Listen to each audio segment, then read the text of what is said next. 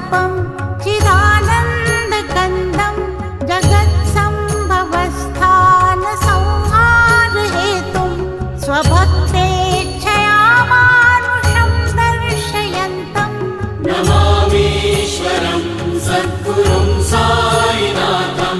भवद्ध्वान्तविध्वंसमार्तण्डमीड्यं मनोवागतीतं मुनिर्ध्यानगम्यं जगद्व्यापकं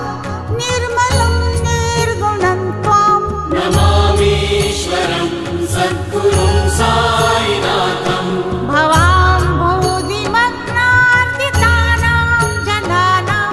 स्वपादाश्रितानां स्वभक्तिप्रियाणां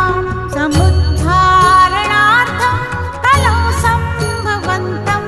नमामीश्वरं सद्गुरुं साईनाथं